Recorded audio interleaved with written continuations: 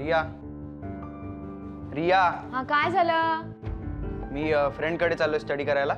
मला यायला उशीर होईल. अशी कुठे चाललायस तू? मी काहीतरी विचारतीये. अरे फ्रेंडचं नाव तरी सांगशील.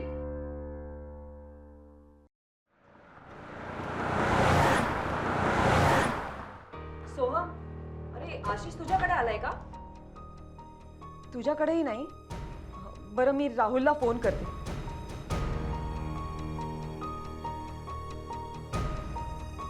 हॅलो राहुल, मी आशिषची आई बोलतेय. तो तुझ्याकडे आलाय का अभ्यासाला? नाही. गेला कुठे हा मुलगा? 10 वाजले. नक्की काय म्हणाला ग तू? तुला फ्रेंडकडे अभ्यासाला जातोय, लेट होईल यायला. त्या मित्राचं काही नाव बिव सांगितलं का त्याने? मम्मा पप्पा please you don't ask me the same question again and again. Supriya, तुला माहित असायला हवं तो कोणत्या मित्राकडे जातोय ते. माझ्याशी तो बोललाच नाही. बोलला नाही म्हणून काय झालं? मुलगा माझा एकट्याचा नाहीये, तुमचाही आहे. तर तुम्हालाही माहित असायला हवं की तो कोणत्या मित्राकडे गेलाय ते. मला कसं माहित असणार? मम्मा पप्पा बास आता. तिचा मला फोन पण घरीच आहे. तूच काढून घेतलास ना. फोन असता तर बरं झालं असतं. म्हणजे कळलं असतं अभ्यासाच्या नावाखाली कुठे उन्हाळक्या करतोय ते. त्याच्या त्या मोबाईल मध्ये फाइंड माय लोकेशन ऑन करून ठेवलं होतं ना मी. हे फेअर नाहीये पप्पा, पण आय एम शुअर त्यांनी ते ऑफ करून ठेवलं असणार. त्याच्यावर आता डिस्कशन नको. पहिलं ते बघा की तो अजून घरी का आला नाही ते. तू एक काम कर, त्याचा तो मित्र आहे ना संकेत, त्याच्या मोबाईलवर फोन कर आणि फोन स्पीकरवर टाक. मी बोलतो त्याच्याशी.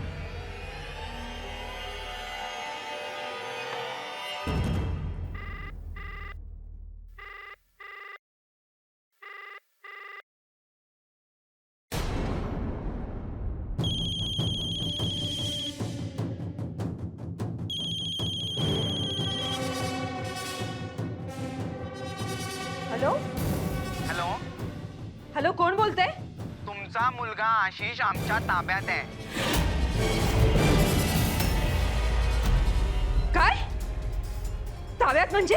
ताब्यात म्हणजे आमच्या परवानगीशिवाय आता तो तुम्हाला भेटणार नाही. आम्ही त्याला किडनॅप केलंय.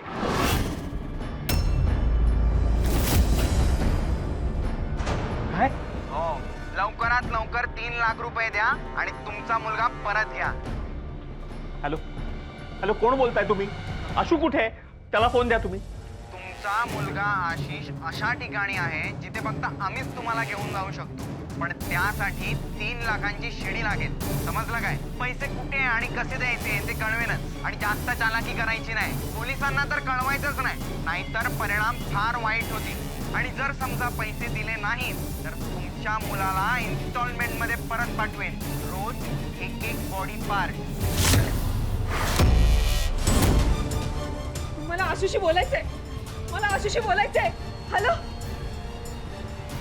Hello hello hello. हे बघ, तू काळजी करू नकोस. मी पोलीस स्टेशनला जाऊन कंप्लेंट करून येतो. मी पण येते. बरं चल.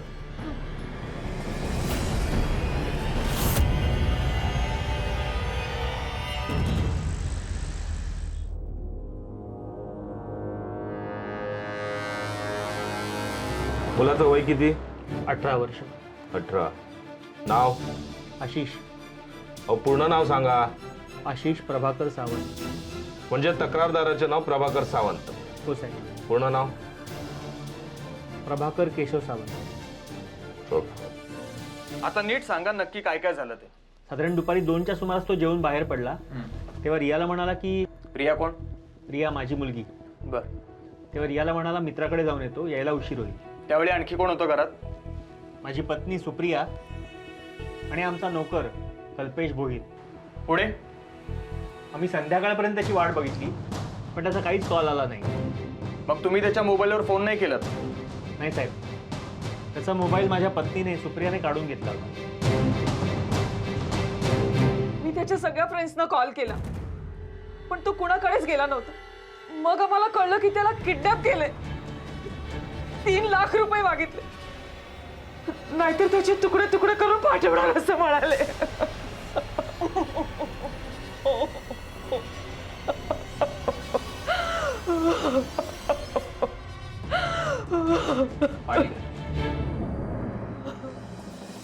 आपण इन्व्हेस्टिगेशन लवकरच सुरू करूयात, काळजी नका करू. किडनॅपरचा नंबर आहे तुमच्याकडे आणि आशिषचा फोटो? हो साहेब. फोटो दाखवा.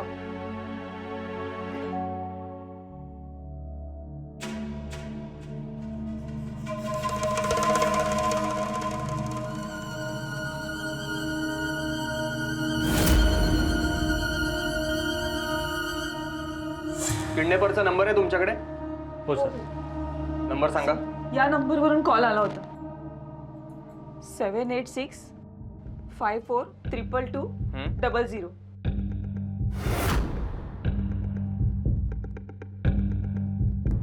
तुमच्यापैकी कोणी विनय साळवी असं ओळखतं? नाही साहेब.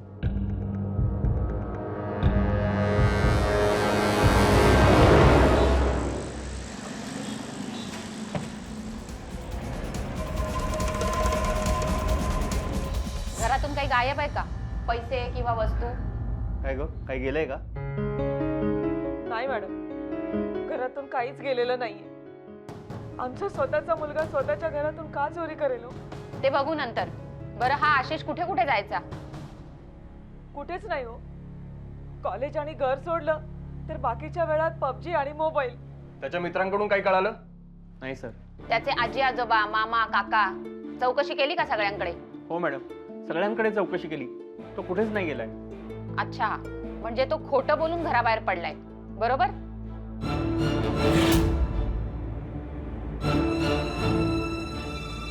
काही सापडलं का? काही नाही मॅडम, पण हा सापडला तिथे बाल्कन. कोण तू? मॅडम कल्पेश. मॅडम, हा आमच्या घरी काम करतो. अलीकडच्या काळात तुमचं कोणाशी भांडण वगैरे? नाही मॅडम. आशिषचं शेजारी किंवा कॉलेजमध्ये कोणाशी काही भांडण? नाही सर. किडनॅपरचा आवाज ओळखीचा वाटला?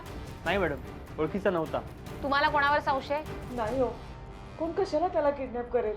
पैशांसाठी माणसं कुठल्याही थराला जातात. आई शांत हो. मॅडम एक सांगायचंय.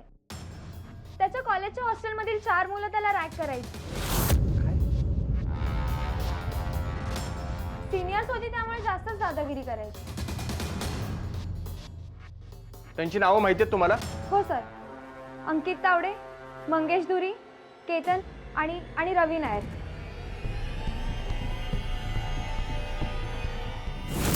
चला चला सा, हेच ते पनवेलचे विनय साळवी ज्यांच्या मोबाईलवरून किडनॅपरचा कॉल आला होता. काय झालं मॅडम? मला इथे कशाला बोलवलं?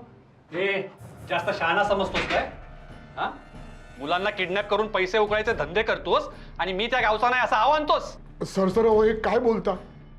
मी एक साधा सुद्धा नोकरदार माणूस आहे हो. हो, मग काल रात्री 10 वाजता कुठे होतास? काल रात्री 10 वाजता मी पनवेलला होतो सर. पनवेलला कुठे आणि काय करत होतास? पनवेलला मी बस स्टँडच्या जवळ होतो आणि मी माझ्या बहिणीच्या घरातून परतत होतो सर. म्हणजे मुलाला किडनॅप करून बहिणीच्या घरी ठेवलंस आणि पनवेलला उतरून त्याच्या आईबापाला फोन केलास, बरोबर ना?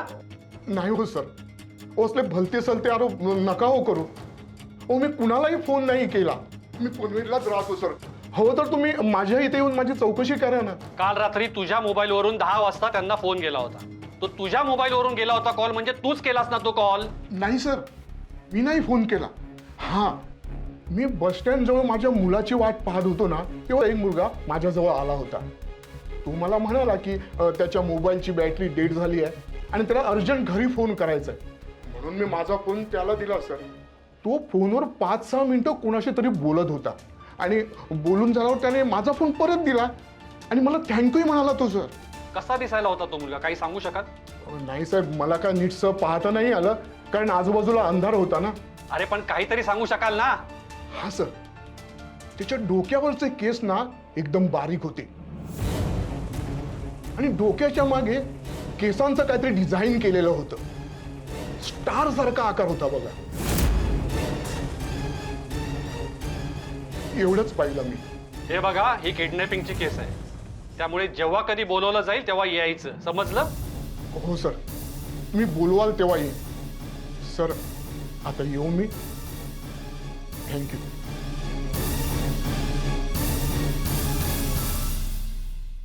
याने सांगितल्याप्रमाणे तो फोन करणारा मुलगा एक तरुण होता. फंकीही दिसतोय. शिवाय रॅन्सम मनी खूप कमी मागितले, फक्त 3 लाख रुपये. मला नाही वाटत ही किडनॅपिंग क्राईमसाठी झाले. नक्कीच या केसमध्ये कोणीतरी कॉलेजचा मुलगा असणार. एकापेक्षा जास्तही मुलं असू शकतील. सर, API मॅडमला त्याच्या बहिणीने त्याच्या कॉलेजमधल्या 4 मुलांबद्दल सांगितलं होतं. आणि अजून एक गोष्ट लक्षात आली आहे, त्यांचा नोकर कल्पेश पण तरुणच आहे. आपल्या टीमला कल्पेशची शेजारी पाजारी चौकशी करायला पाठवा आणि त्या कॉलेजच्या मुलांना बोलवून घ्या. Yes sir.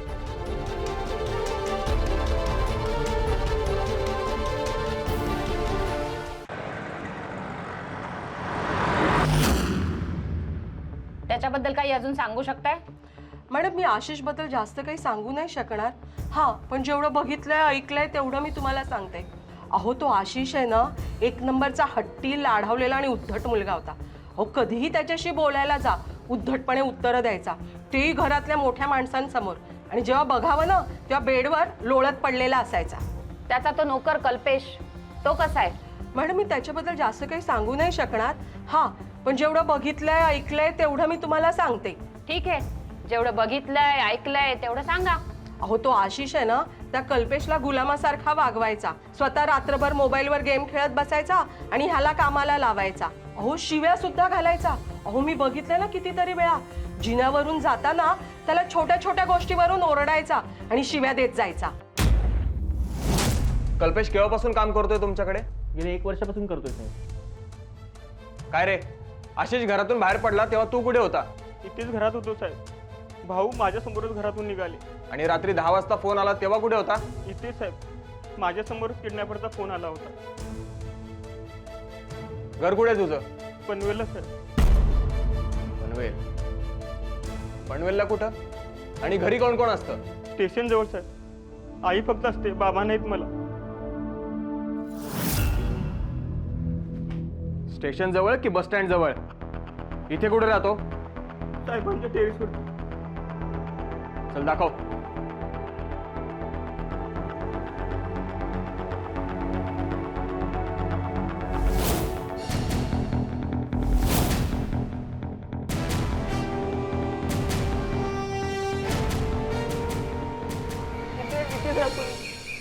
पेटी चेक करा. Yes sir. तू थांब इथेच.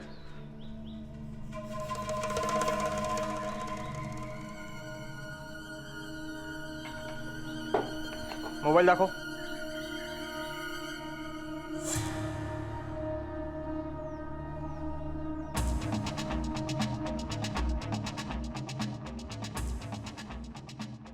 हे कोण आहेत? सर्व माझे मित्र आहे साहेब. सगळे चांगल्या घराण्यातले आहेत. चांगल्या घरातली मुलाशी दारू पिऊन धिंगाणा करतात का? मित्राचा वाढदिवस होता साहेब. आम्ही साजरा करत होतो, त्यामुळे थोडीशी मस्ती झाली. तुझी मस्ती आता पोलीस स्टेशनला घेऊन जाऊन काढतो. थांब. मी काय केलेलं नाही साहेब.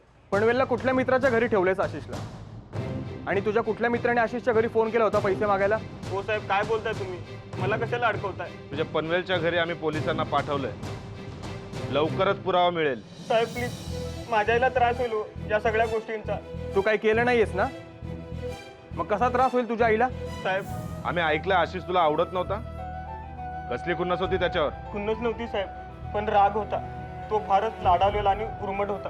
मला सतत कामाला लावायचा. त्याला सर्व जाग्यावरती लागायचे. दिवसभर माझी दमछाक होत होती. रात्री तो वेळ झोपायचा नाही, सतत गेम खेळत बसायचा. दर तासाला कॉफीची ऑर्डर करायचा साहेब. स्वतः मात्र लेट उठायचा. मला सकाळी लवकर उठायला लागायचं. त्यामुळे माझी झोप पूर्ण होत नव्हती साहेब. म्हणून तू त्याचा काटा काढला आणि त्याला किडनॅप केलं? हो साहेब, मी कशाला किडनॅप करणार? 3 लाखांसाठी.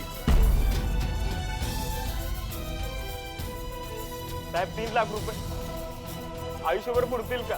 प्रामाणिकपणे काम केलं तर असे किती लाखो रुपये मी जमवू शकतो साहेब. माझ्या आईची शपथ, मी काय केलेलं नाही साहेब. हे बघ, तुला आता सोडतोय, पण जेव्हा बोलू तेव्हा पोलीस स्टेशनला हजर व्हायचं, समजलं? हो साहेब.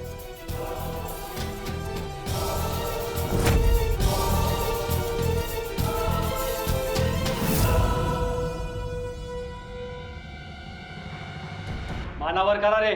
नाव सांगा रे पटापट. तावडे सर. मंगेश धुरी. केतन कदम सर. आशिष सावंतला ओळखता का? काय विचारलं मी? हो सर. त्याच्या बहिणीने सांगितलं तुम्ही सगळे मिळून त्याचं रॅगिंग करायचं ते आणि त्रास पण द्यायचा ना त्याला? नाही सर, खरंच आम्ही काय केलं. एकेकाने बोला. सर तो कॉलेजमध्ये आमचा ज्युनियर होता, जरा जास्त शानपट्टी करायचा सर, म्हणून त्याला आम्ही कधी कधी थ्रेटन करायचो. त्यालाच रॅगिंग म्हणतात. नाही सर, आम्ही फक्त त्याची मस्करी करायचो आणि कधी कधी असाच घाबरवायचो. आणि म्हणून असं जास्त घाबरवण्यासाठी त्याचा किडनॅप केला, बरोबर ना? नाही सर. बऱ्या बोलाने सांगा, कुठे आहे तो? सर आम्ही खरंच बोलतो, आम्ही काही केलेलं नाहीये. आम्हाला नाही माहिती तो कुठे आहे. तुमचा तो चौथा मित्र, काय नाव त्याचं, रवी नायर, तो कुठे आहे? सर तो रवी ड्रग एडिक्ट आहे. त्याला नेहमी पैशांची गरज असते, म्हणून तो आशिषकडे सतत पैसे मागायचा. त्यामुळे त्यांचे फाईट्स व्हायचे. रवी खूप त्रास द्यायचा सर त्याला, म्हणून अशी जास्त घाबरायचा त्याला. कुठे सापडेल तुमचा हा रवी? सर तो कॉलेज जवळ पीजी मध्ये राहतो. उचला त्या रवीला. याचा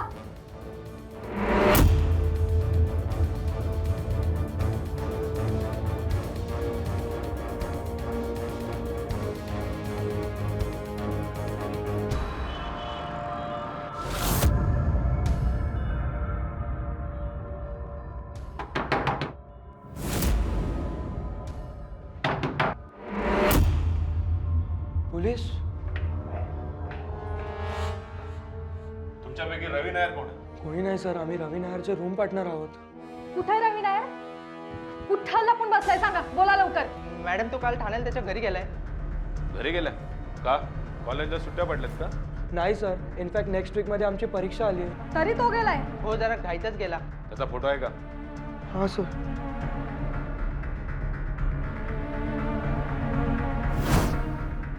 ठीक आहे म्हणून. नक्की हाच आहे का रवी नायर? बोल, हो मॅडम. सांगा पटपट. अच्छा, असं आहे तर. याचे केस खूप बारीक आहेत मॅडम. त्यात इतक्या घाईत तो घरी निघून गेला, ते तोंडावर परीक्षा असताना.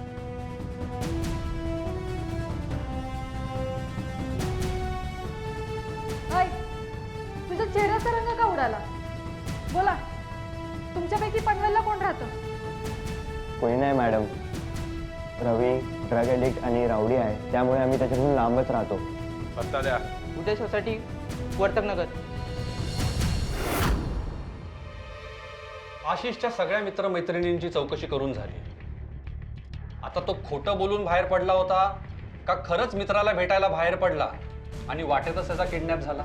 सर, दुसरी शक्यता अधिक वाटते, कारण त्याच्या आईबाबांच्या म्हणण्याप्रमाणे आशिष कसाही असला तरी तो खोटं बोलणार नाही. म्हणजे मग कोणाला तरी तो कुठे आणि कधी जातो याची पूर्ण माहिती होती. Yes sir. त्याचं टाइम टेबल फक्त कल्पेश आणि त्याच्या आईवडिलांनाच माहित होतं. पण कल्पेशने पनवेलला जाऊन फोन करण्याची शक्यता रूल्ड आउट होतीये, कारण तो इथेच होता. आणि सर, दुसरं म्हणजे पोलीस त्याच्या घरी पनवेललाही जाऊन आले, पण तिथे संशयास्पद असं काहीच आढळलं नाही. आणि साहेब, त्याचं काही क्रिमिनल रेकॉर्डही नाही. मी गॅरेजच्या आसपास सुद्धा चौकशी केली होती. सर, मी सोसायटीमध्ये सुद्धा चौकशी केली, पण आशिषच्या आई वडिलांचं सुद्धा म्हणणं असंच आहे की कल्पेश तसं काही करणार नाही. पण मग कल्पेशच्या मोबाईलमध्ये सापडलेला तो फोटो, तो बारीक केस असलेला मुलगा? सर, मी त्याची चौकशी केली, पण तो इनोसंट आहे. म्हणजे मग राहिला आता तो रवी नायर, बारीक केस असलेला आणि डोंबिवलीतून गायब. येस सर, 100% डाऊट त्याच्यावरच जातो. आशिषचं आणि त्याचं सारखं भांडणही होत होतं. आणि त्याला पैशांची गरज असायची. आणि त्याच्या डोक्याला तरुण टक्कल सुद्धा आहे. तरुण टक्कल? आऊट टक्कल नाही पडलंय, त्याचे फक्त केस बारीक आहेत. अहो सर, बारीक केस आणि टक्कल मध्ये फरक काय? काय चुकीचं बोललो मी? आता मला सांगा, एखाद्याच्या डोक्यावरचे केस कमी कधी होतात? म्हातारा झाल्यावर. मग तरुणपणी टक्कल पडल्यावर त्याला काय म्हणाल? तरुण टक्कल.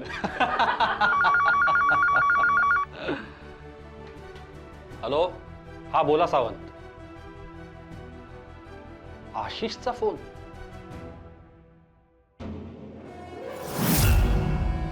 आता एका तासापूर्वी त्याचा फोन आला होता.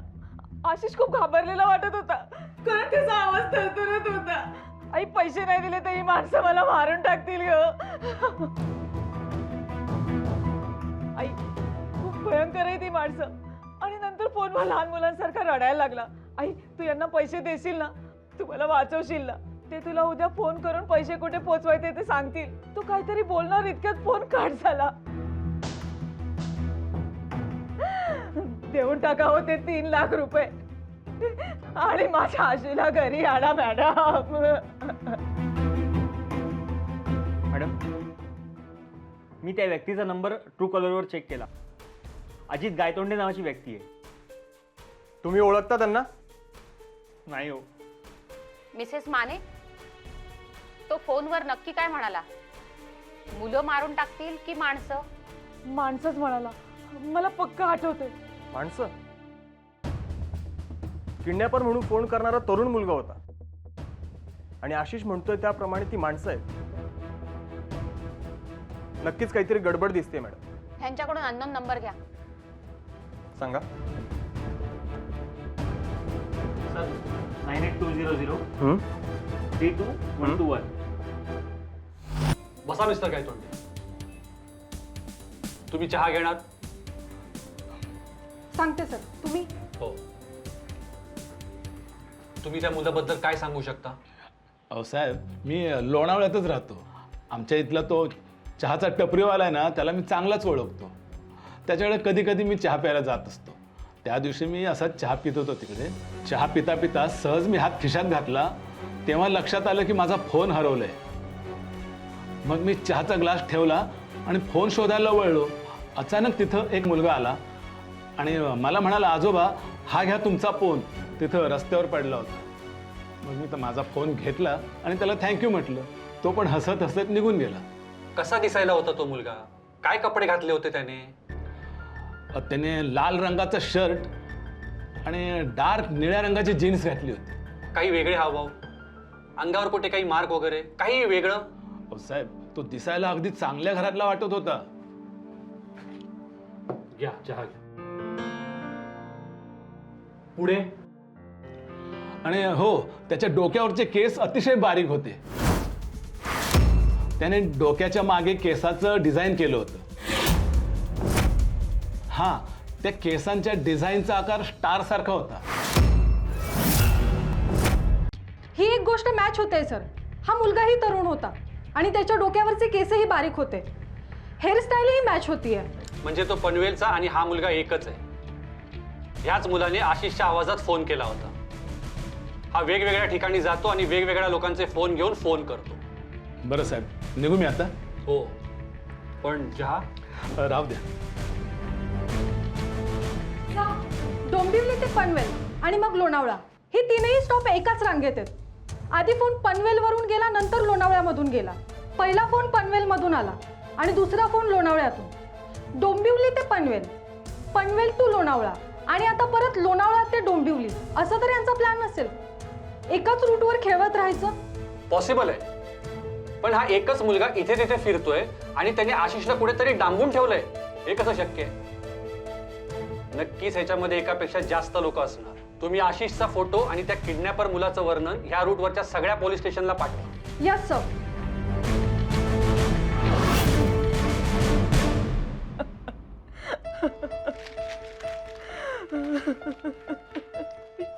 हे बघ, तू रडू नकोस.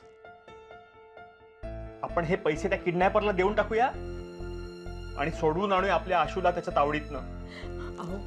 अहो, माझ्या आशूला ते खूप त्रास देत असेल का हो?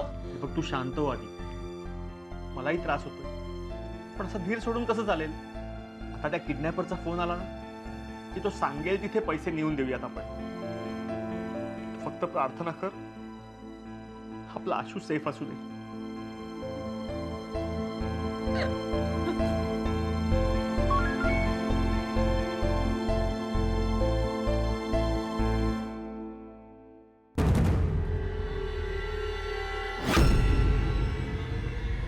काय झालं? अहो अहो, माझ्या अकाउंट मधून कोणीतरी 10,000 रुपये काढलेत. अगं पण तुझं डेबिट कार्ड तर तुझ्याकडे असतं ना? मी ते आशूला दिलं होतं इमर्जन्सी मध्ये वापरायला. पण तुझा पिन नंबर? डेबिट कार्डच्या पिन नंबर साठी माझ्या आशूला मारलं असेल का त्यांनी? हे बघ, तू काळजी करू नकोस. मी बँकेला सांगून स्टॉप पेमेंट करतो आणि पोलिसांनाही कळवतो. आशू.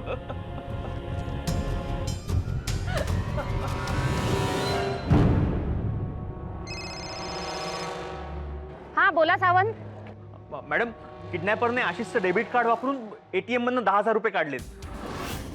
माझ्या बायकोला तसा मेसेज आलाय. मला आशिषच्या डेबिट कार्डचे डिटेल्स पाठवा. ऍक्च्युली मॅडम ते डेबिट कार्ड माझ्या बायकोच आहे, पण तिने आशिषला वापरायला दिलं होतं. तुम्हाला जो बँकेचा SMS आलाय तो फॉरवर्ड करा लगेच. हो मॅडम, पाठवतो लगेच. आणि बँकेचा पत्ता आणि फोन नंबर पाठवा. हो पाठवतो. आकाश, बँकेत जा आणि ATM सेंटरचं लोकेशन काढ लगेच. Okay madam.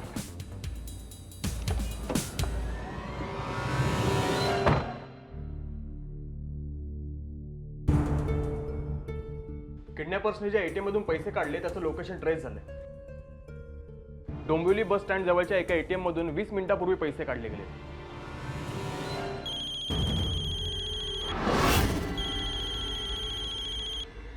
फोन स्पीकरवर ठेवा. हॅलो 3 लाख रुपये एका पिशवीत भरून ती पिशवी डोंबिवली बस स्टँड जवळच्या कचरा पेटी जवळ टाका. एक लक्षात ठेवा, पैशांची पिशवी ही एखादी कचऱ्याची पिशवी दिसावी अशी असली पाहिजे. हो हो हो, पैसे रेडी आहेत. तुम्ही सांगितल्याप्रमाणे पैसे कचऱ्याच्या पिशवीतच आणू. पण कधी आणायचे पैसे? पैसे बरोबर 12 वाजता कचरा पेटी जवळ पोहोचले पाहिजेत. पैसे मिळाले की आशिष घरी पोहोचेल आणि नाही मिळाले तर तो डायरेक्ट वर पोहोचेल. असं नका करू हो. पैसे आम्ही वेळेवर पोहोचू. हॅलो हॅलो, मला आशिषशी बोलायचंय.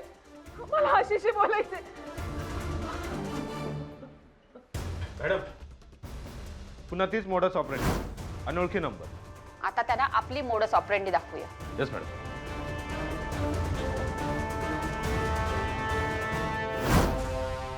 मिस्टर सावंत, जराही घाबरायचं नाही आणि जास्त काही बोलायचं नाही. उगाच गोंधळ उडाला तर किडनॅपर पळून जाईल. आपल्याला त्याला पकडायचं. हो सर. आम्ही आजूबाजूला ट्रॅप करायला सेटिंग लावली. आमची सगळीकडे नसेल. पण सर, माझ्या आशिषला काही होणार नाही ना? काळजी करू नका, आशिषला काही होणार नाही. या तुम्ही बघा. Yes sir.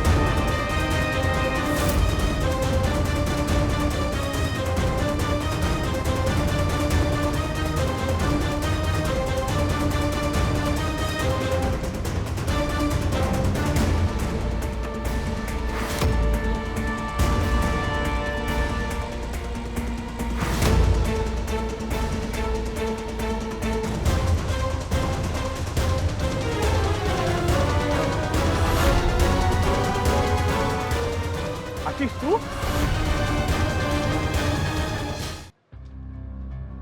आशिष, किडनॅपर्सने तुला पाठवलं होतं का पैसे आणायला?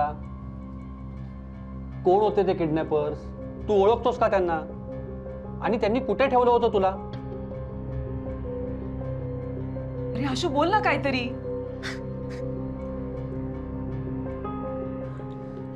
अरे आशू, रडू नकोस. अरे आशू, पोलीस त्यांना पकडतील, पण तू त्यांची मदत केली पाहिजेस. सांग ना, काय झालं? कोण होते ते? कुणीच मला किडनॅप केलं नव्हतं. माझा मीच किडनॅप झालो होतो.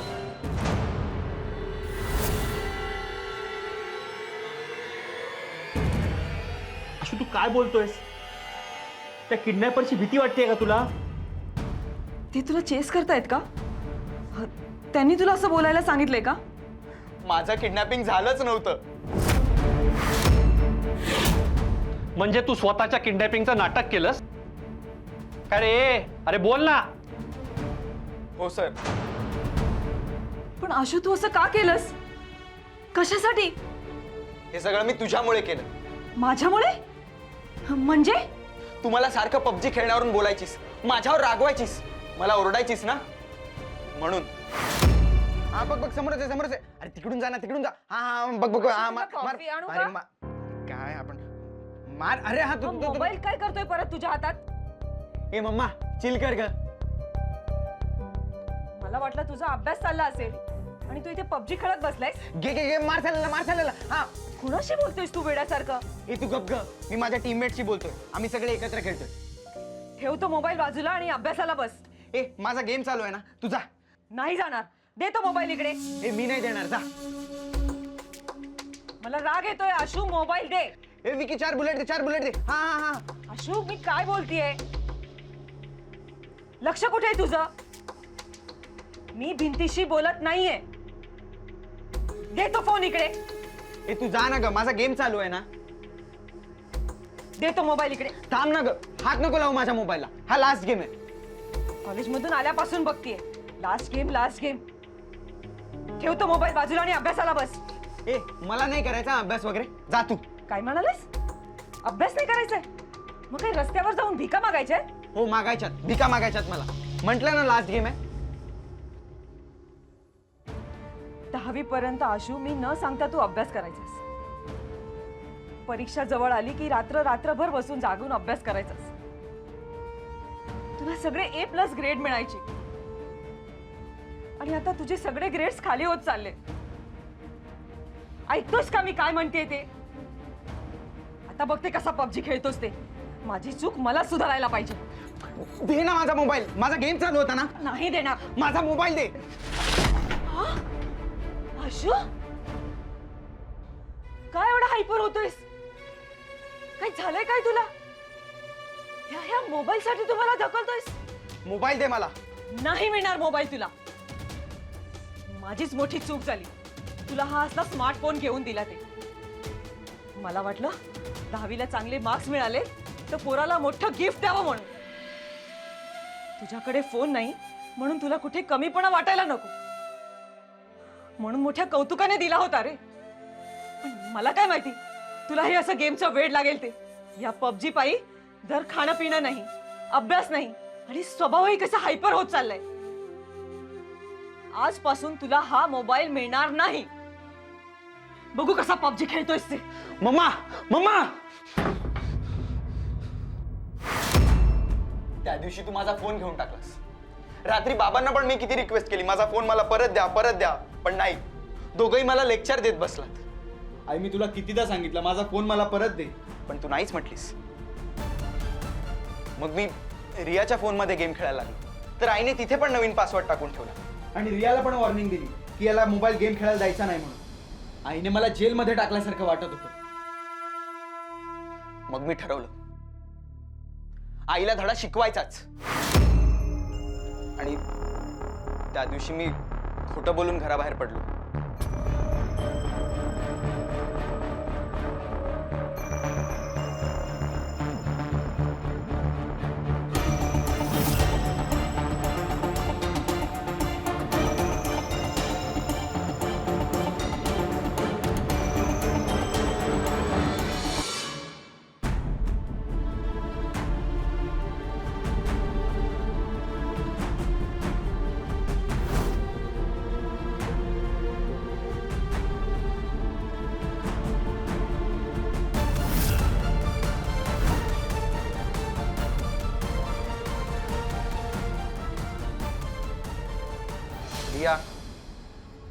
रिया हा काय झालं? मी फ्रेंडकडे चाललो स्टडी करायला. मला यायला उशीर होईल. आशू कुठे चाललायस तू? मी काहीतरी विचारतीये. अरे फ्रेंडचं नाव तरी सांगशील.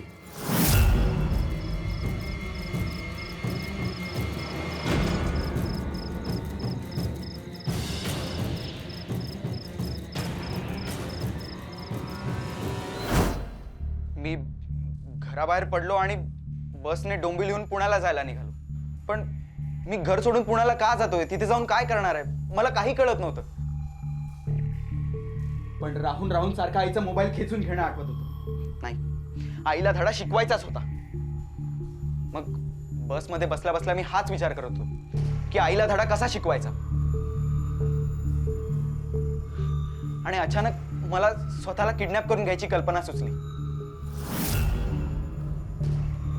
मग बस पनवेलला थांबली आणि एका माणसाकडून मी त्याचा फोन मागितला. साधं पण बनवा ना, चुना कमी लावा. कच्ची सुपारी टाका. काका माझ्या फोनची बॅटरी डेड झाली आहे आणि मला घरी एक कॉल करायचा होता. मी तुमच्या फोनवरून एक कॉल करू शकतो का? अरे घरीच करायचं आहे ना. हां घे ना, करतो. थँक्यू.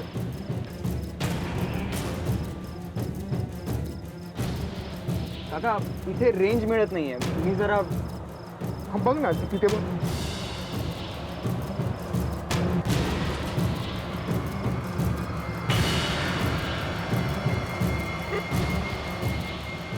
हॅलो, हॅलो, कोण बोलते? तुमचा मुलगा आशिष आमच्या ताब्यात आहे. काय ताब्यात म्हणजे? ताब्यात म्हणजे आमच्या परवानगीशिवाय आता तो तुम्हाला भेटणार नाही. आम्ही त्याला किडनॅप केलंय. लवकरात लवकर 3 लाख रुपये द्या आणि तुमचा मुलगा परत घ्या. आणि जर समजा पैसे दिले नाहीत तर तुमच्या मुलाला इन्स्टॉलमेंट मध्ये परत पाठवेन.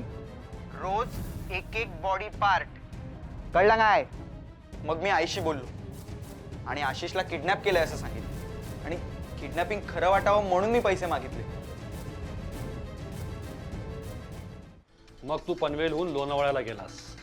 हो, खरं तर मला पुण्यालाच जायचं होतं, पण नंतर विचार केला की आईबाबांना सुद्धा पैसे द्यायला पुण्याला यावं लागलं असतं आणि मला सुद्धा पुण्याची काही माहिती नव्हती. मग कुठे आणि कसं बोलवणार? मग लोणावळ्याला बस थांबली तेव्हा मी खाली उतरलो आणि बसस्टँड जवळच एका लॉजमध्ये राहिलो. सकाळी चहाच्या टपरीजवळ एक आजोबा दिसले. त्यांचा फोन मी खाली पडताना पाहिला. मी तो फोन हळूच उचलला आणि आईला फोन केला. तेव्हा आईशी मी माझ्याच आवाजात बोललो. हॅलो हॅलो आई, आई पैसे नाही दिले तर ही माणसं मला मारून टाकतील का? अगं खूप भयंकर आहे ती माणसं. हां तू यांना पैसे देशील ना? मला वाचवशील ना? ऐक ना, उद्या हे पैसे कुठे आणायचे ना ते सांगतील तुला. हॅलो हॅलो हॅलो आई आई.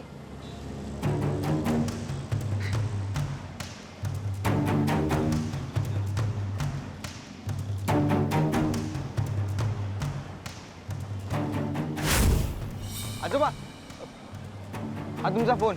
अहो खाली पडला होता. थँक्यू बेटा, थँक्यू.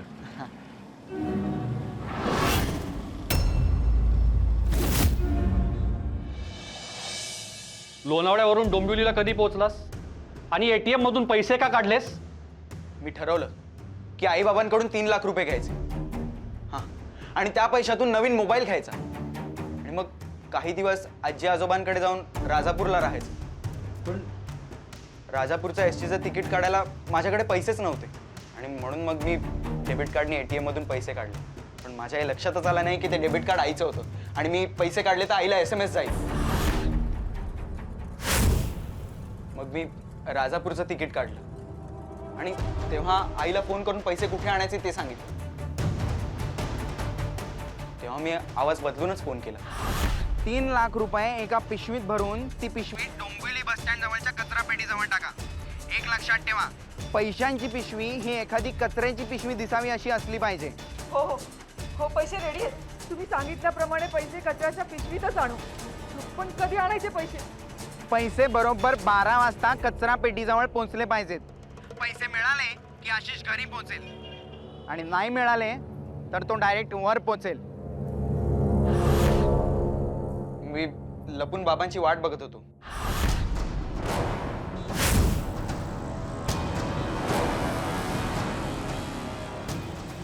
तेव्हा त्यांनी पैशांची पिशवी तिथेच टाकली.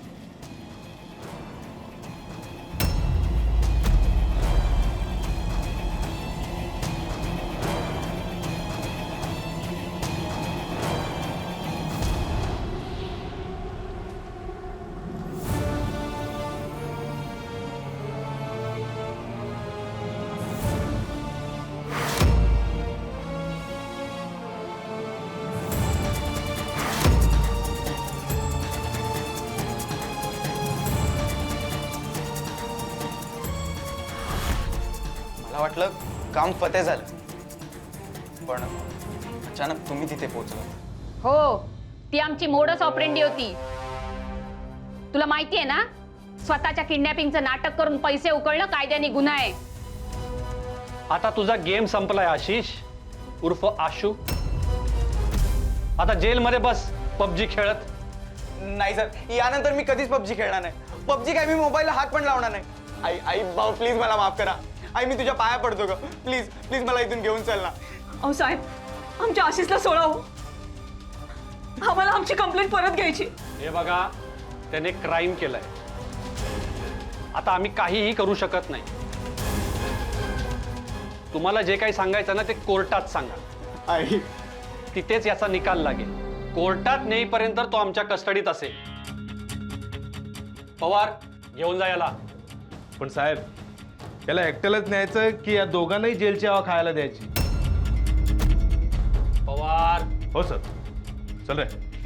आई चल चल. आई हा चल चल चल.